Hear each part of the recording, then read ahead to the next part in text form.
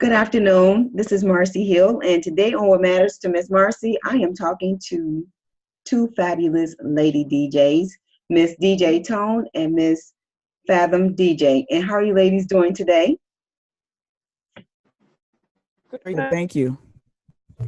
And I wanted to start the conversation with the fact that, first of all, I know you guys personally, which is why I invited you into this conversation, and because I would like to hear your experiences personally. Even though we know each other, we really don't know each other. And I think the fact Indeed. that you ladies are DJs are amazing in itself. And I would like to start with, how did you guys become DJs? I'll go first, I guess. Is that okay, Tom? Yeah, that's fine. Okay. I love music, and I guess if I had to couple it, why did I start? I started going to parties younger, as a younger teen. I started to go to parties, and I got exposed to a few different types of music, and a few of the guys who I was hanging out with at the time were DJing. And we were just kind of playing around, and I was curious about the concept of mixing and matching beats. And so actually a guy who I was dating at the time had DJ equipment in his basement, and so I would just go down and experiment. And when I finally made my two blends match, I was like, the light came on, and I was like, okay, now I got to go get stuff. So I could do it every day. It's infectious. It's weird. Nice. But it's infectious that way. So yeah, I was just inspired in my youth.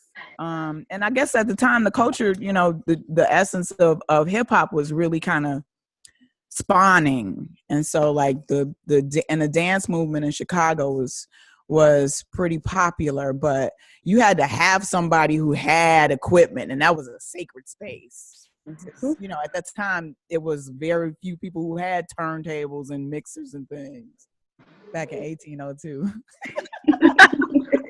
Your turn. You're right. You got to have somebody who has the equipment. And my dad had the equipment. Actually, when I was a kid, I used to always get in trouble for playing with his turntables and playing with his records. So I would play him like I would come home from school and play it and try and put it back before he got home. Or I would mess with his CDs, and I would always get caught. Of course. But it wasn't until I got like older, I think it was maybe 25-ish. I got pregnant, and my dad was a DJ at the time. I got pregnant, I was on bed rest, and I'm a skater, and I couldn't skate, and the skate was life for me. And I'm like, dang, all my friends having fun skating, and I'm here at my parents' house with this equipment. I ain't got no job, so I started messing around with his equipment. Nice. Going with him to parties, and then I'm like, okay, well, I want to go skating. Somebody give me some music. So I started getting all the music and putting it together. I was making CDs for myself. I was doing it for me. And then I want the CD and I want this. And from there, I just kind of just took off. I had planned to be a DJ, but I didn't have nothing else to do with my time. So it worked out. But you also had that huge influence of your dad, which is so dope. Yeah, he always kept me around music, and it was always R&B, and it was like, dang, okay, well, if I put it on 45 and I play this huge, the 12-inch on 45, what'll happen? Or if I do this or that, and then I'm breaking needles, and I was always messing with it and getting in trouble for messing. It's science. It's science. It's scientific. That's how it feels. Science in what way? I mean, just like it's the closest thing I think you can get to musicianship without like training. And I think that's part of the reason why it's really popular at this point, because of the association. Like and not to say that you can't teach yourself how to play a keyboard or teach yourself how to play the bass guitar, what have you, but all of that is done already. Mm-hmm. And it's something about it that's very I think can be, I'm not saying everybody can pick this up, especially if you're doing it on 12s. Mm-hmm. But it can be very easy to understand if you got the right people around you. I think it can be easy to understand and adapt to. I feel as long as you have like the love for it and appreciation for You it. definitely have to have the love for it, Jesus. Sorry, my son. Yeah, as long as you have like the love and appreciation for it, like music for me, just being a DJ, I'm a fan. And it's like, man, I love this. I love the song. And it's like certain elements of the song when I hear it, it's like, I have to do something with it. Yeah. And even like just with local music, in Chicago, we have so many local producers. And just being a fan of their music and their art and what they're doing. Okay, why did they do this? And then they made the song switch up. And then they did 8 bars. So why did they only do 8 bars? And why did they, that's the science. Oh, when it It's gets into stuff like that as a fan, and then to be able to play it and actually have the music, it's like, I get to do something with this art and then make something creative out of the art. It's still like a different type of love for it. It's more than just music. I appreciate that understanding of it. It's after you get beyond, like for me now, after you get beyond that first level of DJing and you start to make your own music, it's like science. It just has different levels, and like going deeper into it and deeper into it, it's just it recreates the excitement, because I was getting bored. I was getting bored for a second, but then and so many layers and ways to dissect it and ways to use it. It's art. It's art and science. And I can tell by listening to both of you guys that you love what you do. I'm sorry. It's Tony, is that your baby? It's a wonderful world. She's so cute. Is that a baby girl? It's a boy. Oh, okay. I got the. So that's our next generation of DJ. That's our next generation of DJs right there. Yes. So I have a question for you guys. So generally speaking, for what we've seen, being a DJ is a male-dominated industry. Well, most industries are male-dominated, but particularly music in every aspect. How did you get your first of all, what are some of the challenges being a female DJ? And how did you get your first paying gig?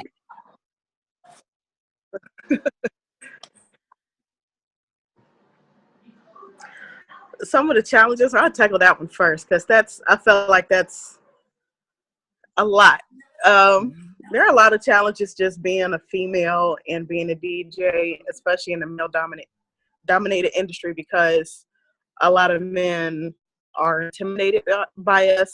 I'm not saying that being a female is a gimmick, but it kind of, sets us apart from the men, and it makes us just a little bit more interesting. We are more likely to be heard because we are a female than a man would. He would have to work twice as hard to get some kind of recognition, just being a man. So with all that being said, sometimes it's hard in a male-dominated industry to get the same respect as a man would. I feel like, just speaking for me, and I've seen it with other women, but for me, I feel like sometimes I get treated differently. I don't like it sometimes. But it's a part of the game, and you have to have a thick skin to be a female DJ. And how did you get treated differently? In which way? Or ways? Oh, Lord. I get treated differently. I've had men everywhere from working alongside them and being intentionally and aggressively run off turntables. I've had men act like females and bad mouth me. I have some men say, I'm not up to par. I can't really DJ. I'm just a female. I'm just a pair of kids on a turntable. So it varies, because a lot of men are different. Whether they feel like it's a personal competition, or they feel like, hey, let me finesse her and let me, talk slick to her. It's they can be disrespectful. Not all of them, but some of them. Yeah. How about you, Fathom DJ? There's always look. This is so combative, I guess. There's always a war. I feel like I'm always at war. The more I do, the more I get, the more I have to fight. That's how I feel. I do, I want to put it in context though, because I do have, well, because of the fact that it's a male dominant industry, I do have colleagues who work with me and they're interested, but you can almost tell that there's a silent line that I'm not supposed to cross about certain things. You always feel like, well, I handle that, or you can't do that, or you I need my hate that. help. Yeah, you need my help with that. I can carry speakers. I can do this. I can plug stuff up. Or just because I'm female don't mean I don't know how to, I understand quality sound. I understand, Yeah. amps, speakers. And they I can carry them in heels. Like, stop. they like you to be dependent of them. And when you and I fight to be independent. So like right now I'm learning to mix and master. And I'm sitting on YouTube and tutorials, and I'm asking questions, and the male response is always, you should just let me do. No, that's not what this is about. This is about empowerment and empowering and spreading information and allowing people to grow. My first experience was my first real experience with disrespect as a DJ. It was humiliating to me. So I'm playing at this spot back in the day, and a DJ comes in, and everybody knows he's a DJ. The spot was a smaller spot, and it was kind of popular for the underground. And I'm spinning, and this dude just rolls up and decides that he wants to EQ my set. Like, he reaches over the tables and just starts twisting on the knobs and shit. And I'm like, huh? I mean, I still feel it in my spirit. Like, such a violation. Like, oh, you don't know what you're doing. Pow. That kind of stuff, And it's so, you have to. I think you have to have a certain. And I have a buddy who's starting to. She DJs as it stands, but I'm kind of helping her with her confidence. Like, I look at her when she plays, and I'm like, I need you to look stronger. Not to say that we don't want to appeal in our state, but I'm like, I need you to look like take advantage of that. Yeah, you need to look like you know what you're doing. Mm-hmm. And if it's posture, or if you dancing that creates that synergy that lets people know that you got this, then that has to be shown, because men are looking for our weaknesses. They want to run back and talk about them. They want to, it's such an unfortunate thing to me, because, and this is my little world, but, we work better together, but for some strange reason, they don't see the necessity in having us be side to side with them. So they always have to figure out how to be at least 2 or 3 steps ahead of us. And it's a problem. So, I'm not going to get the same, I don't get the same receptivity. We work harder. And I'm actually on the opposite end of things in terms of the respect factor and getting opportunities. Like, there's so many more of them. We have to work so much harder to be seen and seen seriously. Because as soon as you pop up, cats is like, oh, this is a joke for her. No, 20 years ain't no joke. 20 years and tons of equipment and challenges is not a joke. And regardless to what period you're in, you can have tenure and they're still like, we just sitting waiting for her to give up. And that's why you can't. Right. That's something about the male ego and the way they treat us. It's like, who has the vagina here? I thought I did. Like, hold on a second. They do. It's just external. Ours is internal. Theirs is external. And they are. They carry. Facebook is an interesting place to be with these male DJs. They bitch and complain far more than we do, and really? we may be kind of taught not to bitch and complain, because it would be stereotypical of us to go, girl, I don't feel like going to work tonight because I got my period. You don't do that, because that's one of the things that will be used against you. Yep. But they, on the other hand, be like, man, I ain't getting paid enough. You see tons of things in Facebook, especially. And so I'm being trained as I sit here. I'm training myself to make sure that my impression is the strongest as it pertains to music and how we should be navigating, so that we get, because I know in Chicago specifically, we got to be concerned about our representation as DJs, because the world is getting a lot of acclaim and Chicago seems to be losing a lot of its acclaim based on the egos that are behind this DJ passion. Yeah. So And you brought up levels. So you brought up pay. That's what I wanted to ask you guys. One, because neither one of you answered the question, like, when did you get your first paying gig? But then also, and maybe I should just ask one question at a time, but if you don't forget this one, like, are you guys paid comparably to your male counterparts? Yes. Or have you figured out how to set yourself apart so much that you are paid more than your male counterparts? I've only received short pay as a female DJ once, and I had a guy hire me, and I told him what my pay was. I DJ'd. He said I did a great job, and at the end of the night, he was like, "Yeah, out of $300, I think that's what I charged him." He was like, "Yeah, I'm only gonna give you 200." Oh, really? I'm sorry. What? You know, I got children. I got kids. Like, this is not a game for me. I'm gonna need that at the $100, and I didn't get it. So since then, I do contracts, and I say it up front. This is my price. So as far as being paid equal to my male counterparts, I'm pretty sure we're charging close to around the same.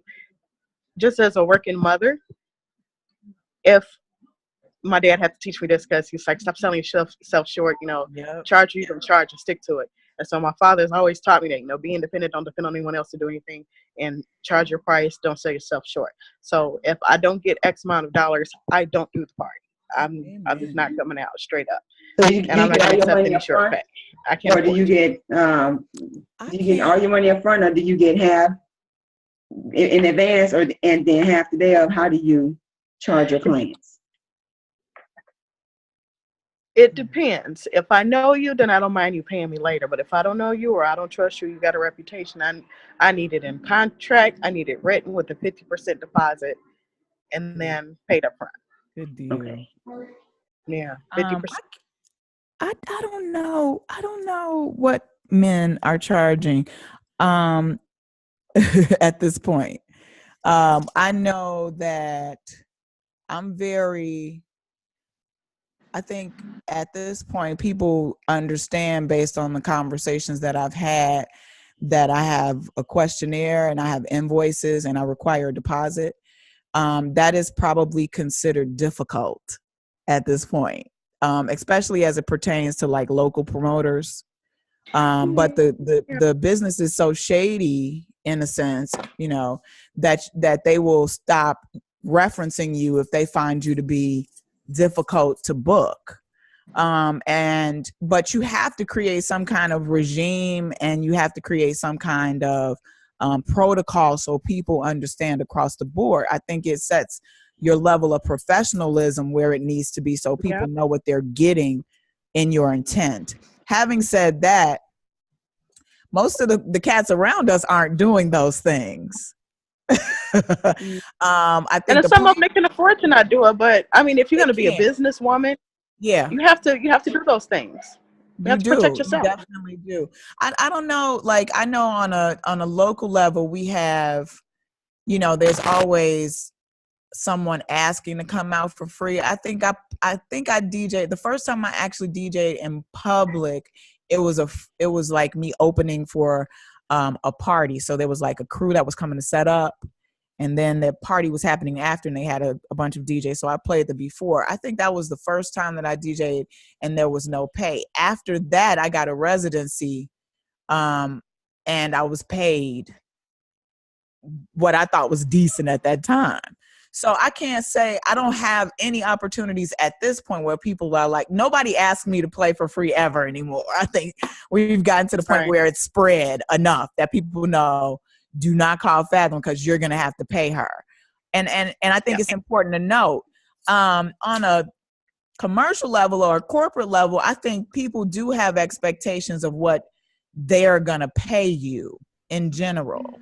And a lot of us, and I can't factor the male from female thing into that, but I think a lot of us who don't have regular opportunities are jumping at whatever is offered. And that's creating challenges for everyone. Yeah. So whereas it's just like, well, it's extra money to me, or it's, it's an opportunity. And because we've got technology kind of working against us in terms of who's calling themselves DJs now, it's creating the idea that the pay is starting to lower and lessen, and so are the opportunities. So it's creating a climate of disparity. Mm-hmm. So it's a lot of interesting factors that goes into negotiating your fee. Of course, if you play on if you have a residency and it's weekly, then you might give more of a break because of the fact that it's a weekly and you're looking at the month of pay as opposed to a one-off. Okay. Of course, if you're having to bring your mobile equipment in, then that's going to factor in. If you got to bring speakers and setup, you might have to have an assistant. That's going to factor into your pay. So there are a lot of factors that are going to determine exactly what you charge depending on the opportunity. So it's a really interesting, and I know you can understand that, Marcie, being a writer and, a freelance at that. It's like you have to know what to charge, when to charge, when the opportunity is worth taking for less pay. And how you're going to strategize and navigate to use that opportunity to garner other opportunities. It's a lot. It's business. It's a lot of work. Right. And like you said, technology. So having said that. Oh, and as you said, technology has impacted rates, because people think that you can write for $25 for an article. No, man, it takes like 3 hours to work on one project. That's right. $25. But then if you go to Craigslist and all these other sites, oh, well, we need a 1,000-word article for $25. Hold that thought. That's not going to happen. Yeah, so I understand. Yeah, and I mean, there's tons of opportunity. There's tons of opportunities to place yourself in places, but you got to factor in, what else, because it's not just pay. You're looking for other opportunities. Mm-hmm. So the question is how we strategize and to make sure that we can get the most out of those opportunities when we get them. Some people are like, oh, we want you to play for Diddy, and Diddy don't want to pay you because Diddy don't think he has to. I had an opportunity a few years back where they were like, Diddy's bringing a party to Chicago. He might want, and I got some connections and we're going to try to put you in place. And my question is going to be the same whether it's Diddy or not. What's the budget? Right. Oh, well, it's Diddy. Diddy is not going to keep these lights and this internet on. I'm sorry, man, I can't pay y'all. I DJ for Diddy. I'm about to be celebritized. Come here, it's gonna be like, okay, right. And where's our money? Yeah. So there's one event. There's a lot of factors involved. And so Tony, do you only do skate events? One potential, like you people. No, I'm sorry. I thought you were done, Fathom. Who, me? No, I had. No, actually, when I started DJing, No, I'm good. Oh, me? Yeah. Oh, when I started DJing, I started off doing weddings and private parties.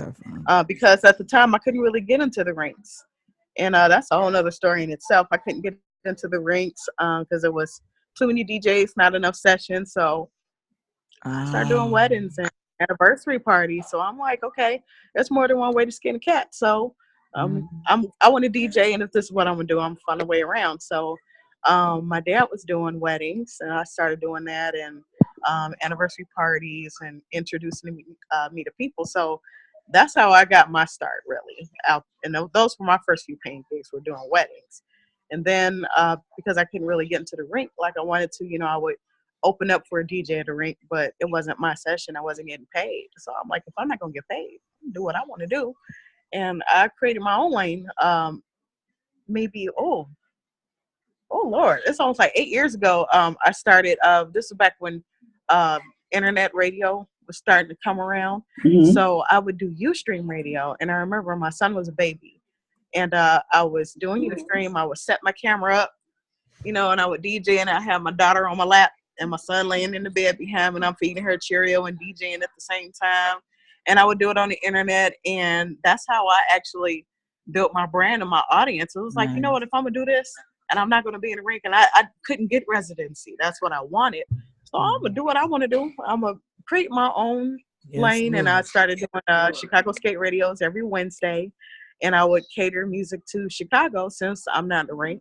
Y'all at work, I ain't got no job. I got these babies, I got these turntables, I got this music. Somebody gonna hear me. So I would get on the internet and I would DJ, and I would do that faithfully every Wednesday. And I would DJ, and I'm like, hey, you got some music, send it to me, I'm gonna play it on your show. And I would do that, and then it kind of took off from there. Actually, I DJed 8 years ago on Ustream. I remember having my daughter on my lap, and I was feeding her while I was DJing.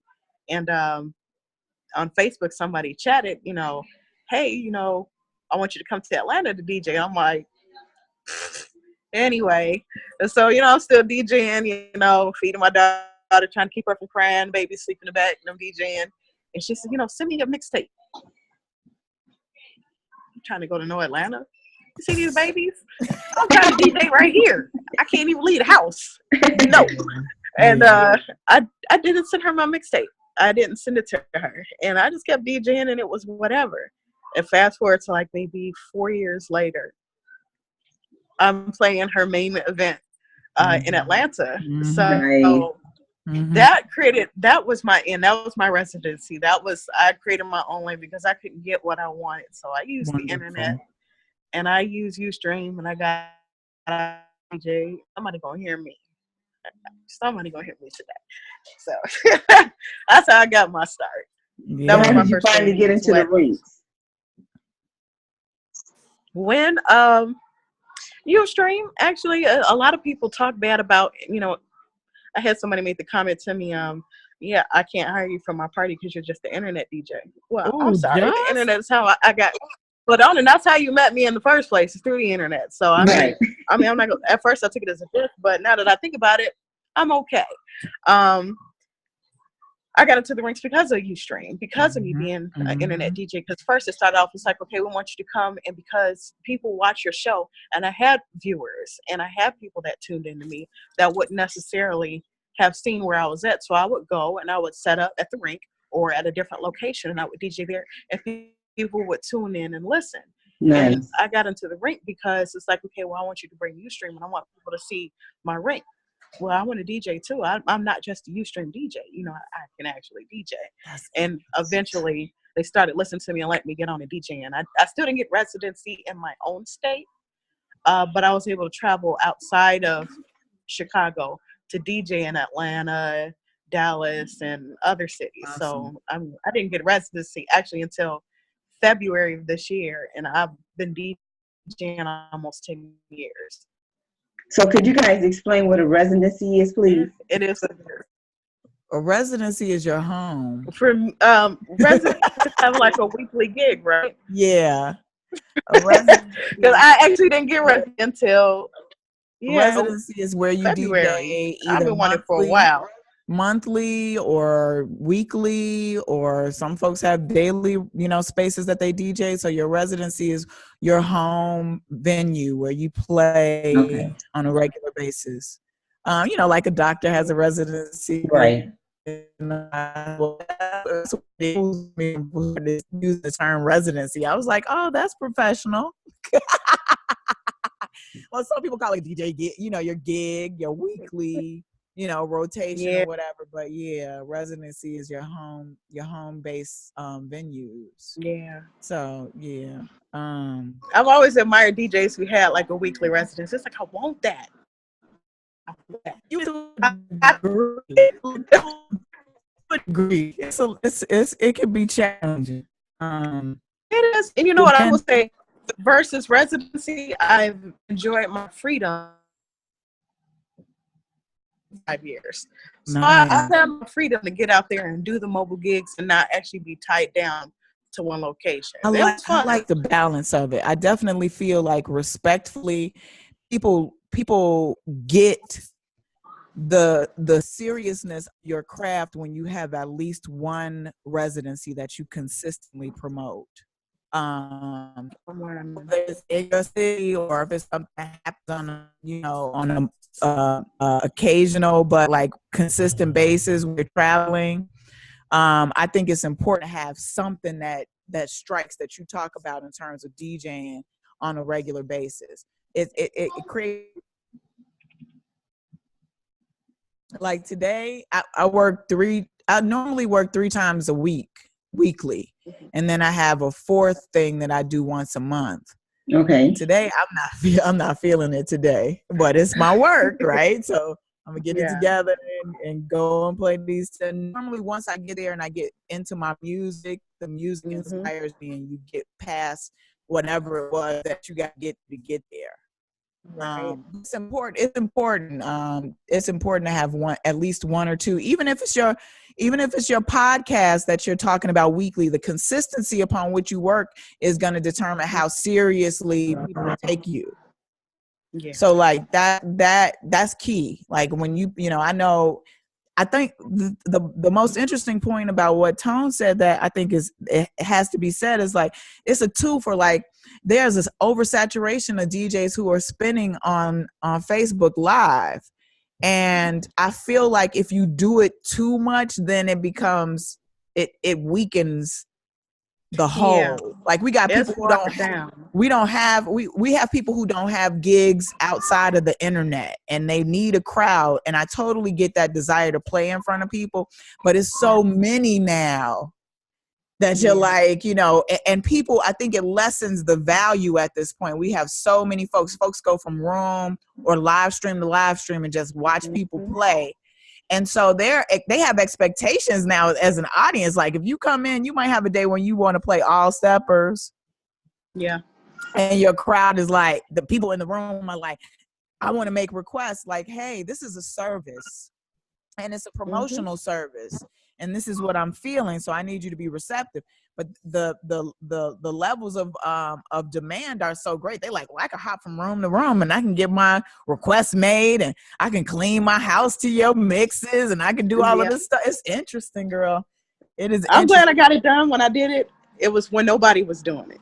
Exactly. But now, oh my goodness, I'm glad I'm done with it. I'm not saying I won't ever do it again, but yeah.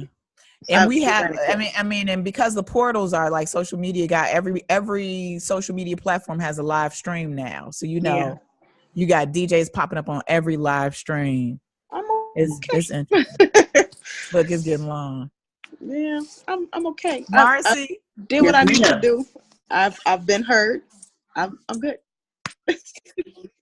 So I had a question for you. Okay, I wanted to make sure because my screen, you're froze on. It looks like you froze. Well, we're having bandwidth issues, but as long as I hear people, I won't stop it. Okay.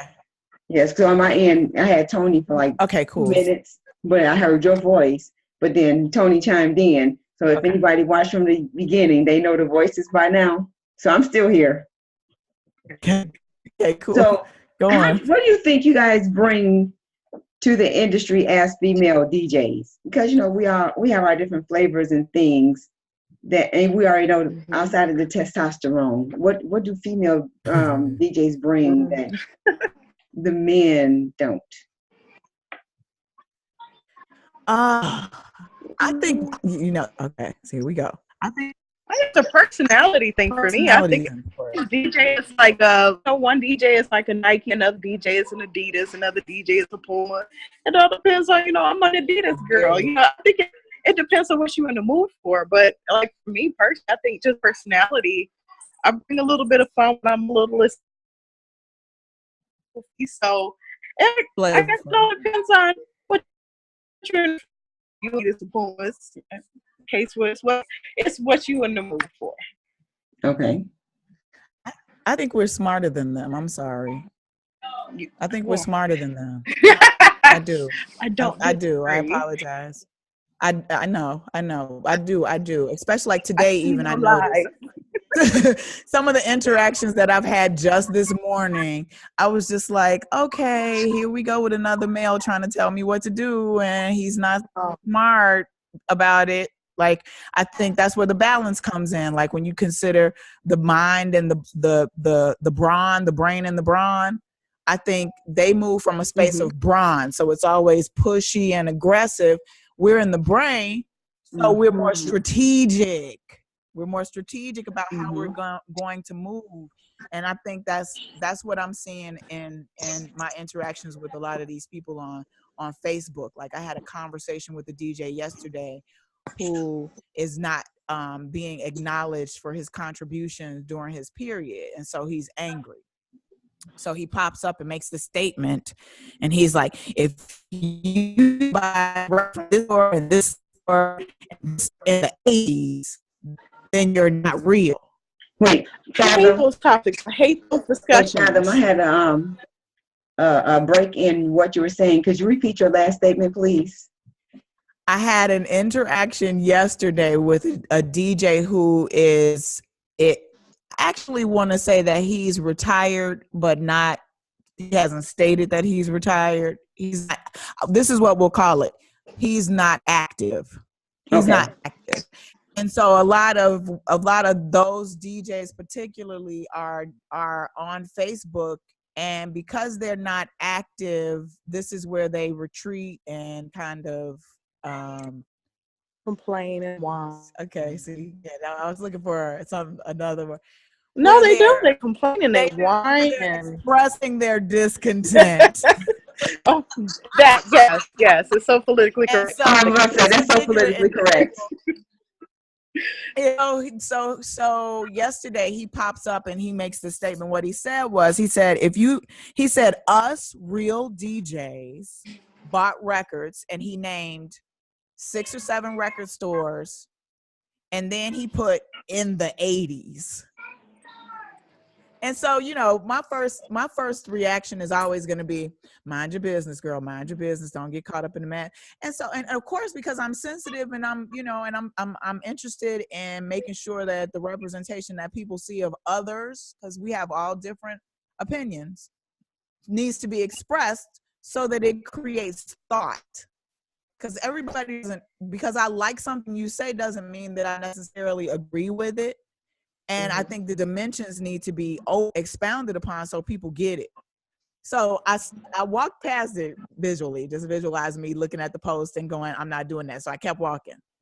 And so later on in the afternoon, I came back and the post was getting more popular.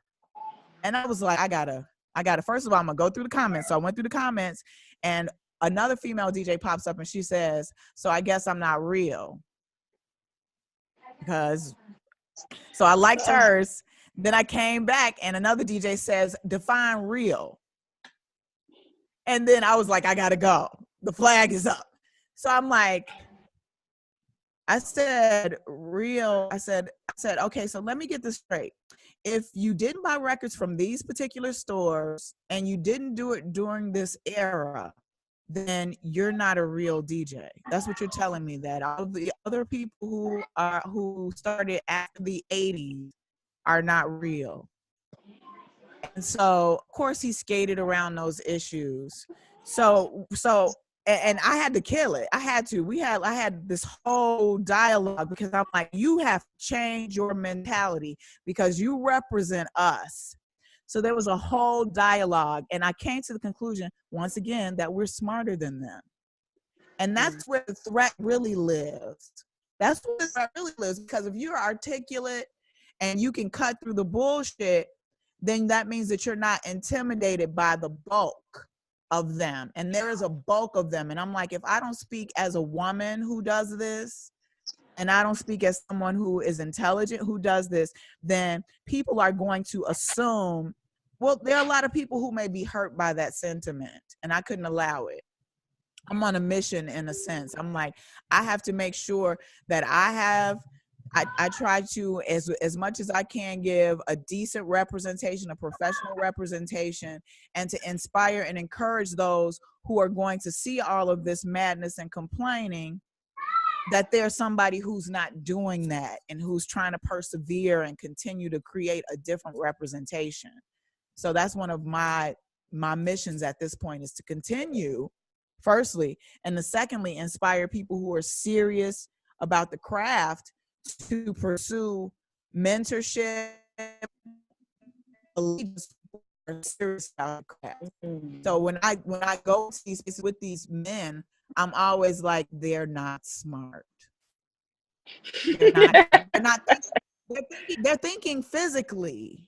They're thinking physically. They're not thinking mentally. They're not thinking about the longer term. They're not thinking about define. They're not thinking about how representations will make the determination of who's going to hire them or not. They're not thinking about the representation of how we're affected as a group by the things that they say. And a lot of them are very prominent. A lot of I've deleted from a house standpoint. At the beginning of last year, I deleted 7 major Chicago DJs from my friends list. People who I need associations with, I deleted them because I was like, I can't have your energy creating toxic environments for me, and I'm trying to persevere. I agree with that. So there's a lot of challenges. I don't want to stretch it because I know we're on time restraints, but there are a lot of challenges that we have that I think we should be. I'm not saying I don't want to say worship. I think that we should have equal. We should have an equal playing field and equal voices because we need each other. We need each other. Yeah. So when you say I think it's great we that bring to the table, we bring balance to the table. There's male energy and there's feminine energy that's necessary. And the dialogue. For the most part, our energy, we don't fight. We don't get into all of that. We don't get into the pissing matches and, you know, I play better than you. No, for the most part, we get along and, you know, I feel like we kind of even it out, you know, all this hostility and we just want to play. And there's a lot of it. Chicago is hostile. I think we are very under acknowledged as a community, as DJs. Like Chicago should be creating some kind of institutions to acknowledge and recognize the bulk of this DJ medium that has spawned. Chicago has a large amount of DJs in the city. And because it's not taken, it's taken seriously overall, but I think in the city there's still that, oh, that's not your real job attitude. Okay. And because of it, a lot of people are displaced and they don't feel valid about what they do. So did you have anything to add to that, Tony? I heard you say okay. DJ Tone? No, she right on. I mean, like I said, we even it out. You will not find a female DJ engaged in any of those type of conversations or anything that is going to tear another DJ or the entire DJ community down with. Yeah. You know, if you got a controller versus vinyl, you're not a real DJ, or real DJs do this, real DJs, blah, blah, blah. You won't find too many female DJs engaged in that stuff. We want to play, we want to be heard and keep it moving. We don't have time for that. Yeah. So that's a maturity. It's a maturity thing, I think. So I only have 2 more questions for you, ladies. 3. 3 questions for you. First, no, I think I have 4. Okay. I thought I was almost done. So Tony, you said your father was a source of inspiration. And Fathom, you said that you had DJs that you worked with. Who are some of your mentors as DJs? Hold on one second. This is my dad. Hi, DJ Dad. How you doing? That's my dad. That's the original DJ Tone. I couldn't think of a DJ name, so I stole his name. He's the original DJ Tone. He's Tony, and I'm Tony. And I was like, well, I'm just gonna take your name. Sorry. And so, and I'm sure he did not mind. Some of my mentors, depending on, he did it because he knew I was gonna attempt to do more and go other places with DJ that he just didn't care to do. So he's just like, whatever. But I feel like as far as mentors, I think when it comes to your craft or your career, we are all in different places in our careers. And I think just me personally, depending on where you are with your craft and how far along you go, it's okay to have a mentor. I feel like it's okay to have more than one mentor depending on where you're at, because each mentor is going to take you to a different place in your career. Right. So I have had great mentors in the past. some in the skating community, and some outside. So one of my mentors in the skate community was DJ T-Mac, who basically helped me learn how to DJ without asking for a piece of tail or music in return. So that's a whole nother conversation. That's a part of the conversation. Okay. We have to talk about the idea how to navigate as okay. as He didn't ask for like a, my hand in marriage or one night stand or anything. I said, hey, I want to learn how to DJ. He taught me how to DJ. Another one in the bar mitzvah community, I did 5 years of bar mitzvahs. So DJ Booman and DJ Cuts, they were really patient with me and teaching me how to navigate. I'd never done a bar mitzvah, never been to one. And they took the time to teach me how to work these major events. This is like a special part of someone's life, and you're the soundtrack to an unforgettable part of their history. So DJ Boo and DJ Cuts helped me as far as the bar mitzvah scene. Daddy helped me with the weddings. DJ Joe Bowen, he's so well-rounded. He does gospel and he does skating and he does other things outside of that. Shout out to DJ Bowen. DJ Rail in Chicago, he does a lot of private events that you've probably been to. That's kind of where I'm at as far as mentors. It just depends on where you're at in your career. And I've had a lot of good mentors, and I love them all. I don't have a new mentor yet. I love your bubbliness. I love it. It's refreshing. Thank you. Oh, somebody has to be positive. Like you said, with all these men out here, and you're not a real DJ, you do this and that. Somebody has to be positive. Somebody has to be. I'm trying to put somebody has to be the change that we want to see. I'm trying to put a positive twist on what I want to say in terms of mentors. That's why I'm loving this. I'm loving it. I'm like, it's inspiring. Oh, one thing I will say, I've never had a female mentor, and I did reach out to one female DJ for mentorship, and she shot me down. She real quick was like, just practice. Oh, that's cold. It wasn't Fathom, was it? No, I'm just kidding. No, it wasn't. No, it wasn't Fathom. No, it wasn't Fathom. And I actually had been listening to her. Yeah, this female DJ that I asked, I like admired since I was little. And, I would hear her on the radio, and I remember recording her mixes on my cassette tapes. And like, man, this DJ is dope, And so when I finally just, came into DJing, she was the first female DJ that I actually reached out to. And the way that she kind of blew me off, she went as far as to like, I'm not a, aggressive person or anything, but she kind of, removed me from social media. And I was like, oh, damn, threat. Did I say something wrong? Did I ask the wrong way?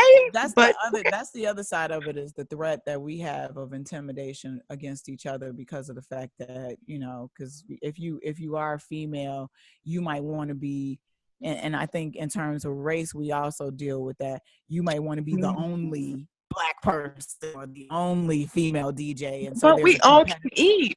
We can all eat. It's not that serious. It's really not, especially if you have, it's a lot of insecurities. There are a lot of insecurities. If I have to add, I have a problem using the word mentor right now, because every time I get ready to call somebody my mentor publicly, they sabotage it. So what I have, I have big brothers. Okay. I have big brothers. One of my big brothers is DJ INC, who is a long-term resident at both Tantrum and Renaissance with me. And he created the lineup for Tantrum. So he kind of manages. What he would do is considered to be a musical director for that club. So he hires. He's not a producer too, is he? He is. And I have this album. You probably have. He has a few albums out, so you probably got his work. And he does. Yeah, that's dope. Skater music. Yeah, so I definitely have his album. So he's a big brother that I'm gonna claim, even though sometimes he can occasionally do that pushback, like you overstepping your boundaries thing. Oh. if I call him a mentor, he's probably gonna sabotage it and do something, and I'm gonna have to cut him off. So he's a big brother, active big brother, and I do have a few others, but the trust factor, I think, is challenging for them because they still have that I got to be in the front kind of situation. And when you start to do things that may differ from them, then there becomes the level of uncomfort. So like year before last, when I first got booked to play in Vegas and then double back that same year and got to go to Hawaii, Nice. I could tell he was kind of like, what you going to Hawaii for? And I was like, I got booked to play in Hawaii, and I'm like, this is one of the things that justifies all the work we do in social media, and the reason why you throw caution to the wind and step out of the box and try some random people you've never met before, because this is a random opportunity that I got while I was in Atlanta. He wants me to fly to Hawaii. What you doing there for? And so he's like, I'm going to Hawaii. And I was like, okay, cool. I'm like, where are you spending? He's like, I'm not. And that was like a thing. Cause I'm like, I want you to go. I want you to be working when you travel. That's what my goal is. I want to travel with my work always. Right. When I leave, I don't have that. I want to be I don't have a vacation mind. I'm like, when I'm at home, I have two phones. I'm on my phones. I'm at my computer. I'm about to learn to mix and master. I'm, putting out images. I'm shooting video. I'm editing something to do with my brand for the purpose of garnering opportunities always. And I think, and I think that's intimidating. So mentorship, like I have big brothers. I have a few. DJ Einstein, who I'm always going to recognize, because he always, in his way, he always helps and he always looks out for me. Everybody else is kind of like revolving right now. I want consistency because I'm acquiring other things.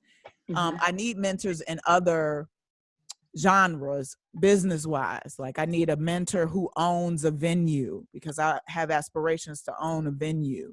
I need mentorship from DJs who are international. And I think I might be on the verge of finding an international mentor who travels like 7 to 8 months a year. So, once you get your footing in terms of, after you get tenure as a DJ, I think you start to figure out what else you want to add to it or how you want to expand on it. And I think mentality wise, once you start to seek in your spirit that you want those things, then those people will start to draw themselves into you. So mentorship should be evolving. It should be evolving. I also asked to be a mentor, and I'm starting to get a group of folks who are like asking me questions in my inbox. Like I have a woman Alabama who's like, Fathom, what do you think I should do about? And I have a girl here, and I have a few males who are like, what controller should I get? And how does your sound quality sound so good when you? So mentee and mentorship should always be happening. I'm a sponge, so I'm going, how do I incorporate something like that into my machine? So I think that's the wonderful world. We all have egos, but I think if we're also always hungry and seeking and aspiring, that we're always going to draw that type of energy in. And, that means we're always in school and we're always learning and growing. And that's so the world is like your mentor. It feels good to mentor other people because it's like, I feel like we could keep it going because being a female DJ is not easy.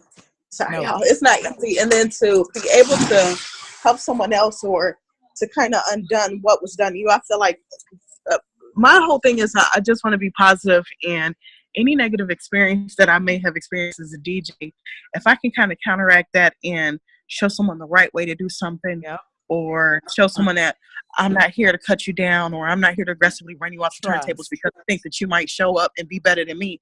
If I can show someone a better way of doing it so that they don't have the hard time that I've had coming into it, then I feel like I've accomplished my mission. If I can do something to help someone else and, that light bulb go off, like, oh, okay, well, this is the right way to do it.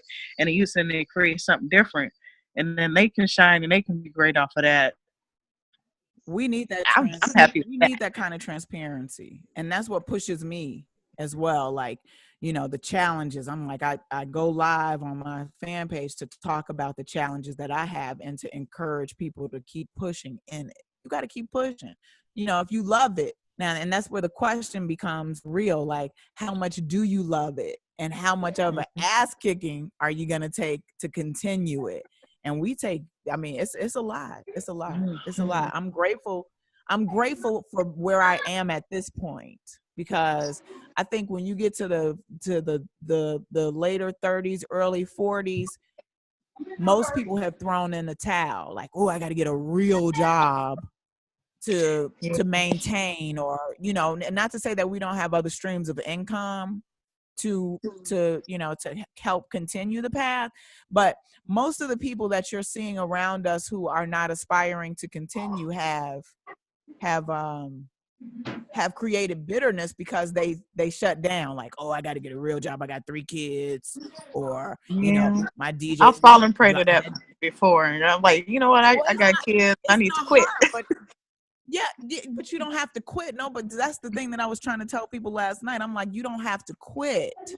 You can, you know, and that's the reason why we have a resurgence of DJs on Facebook Live for the pro and the con of it. But we also have, you know, more people who are trying to figure out how to get back into it, because it's like, if it's your love, it's going to come back to you. If you're passionate about it, you're going to find a way to incorporate a space to continue to do it. And it's on your own terms. Facebook is creating a level of competitiveness, which makes folks showy. That's the thing. Look, I got a new controller. I gotta show it on Facebook. I hate that. Okay, good. You got a new controller. Very good. Go practice. Right. I don't like that. You know, and my thing is, I'm simply trying to make sure that people know that I'm still doing it, and that I'm adding products and services, and that I'm reachable to help people who might have questions. But the way that it looks to folks is different when you do that. So if you're like, oh, I'm sitting here at my desk trying to get myself together so I can start mixing and mastering, somebody might think you bragging. And it's like, no, I need you to know that I'm working. Right. I need you to know that we're continuing, that we're moving. So I hate to cut you guys off. We have 4 minutes left. So Lord. 2 minutes. Okay, you got 4 Okay, so to answer 2 questions. Okay. One, actually, I'm just going to ask one. Where can people, where are your residencies, and where do you guys play, and how can people find you if they want to hire you? You first, Fathom. Okay. I play on Friday nights. Normally every Friday I play at Renaissance, which is 4641 South King Drive. I do the after work set, which is 6 to 9. Saturdays I work at Tantrum 1023 South State. That's in the South Loop, and I do 9 to 12. Sundays I'm at Bureau Bar from around 6 to maybe 12 o'clock, and that's 75 East 16th Street in the South Loop. And you can find me at findingfathomdj.com.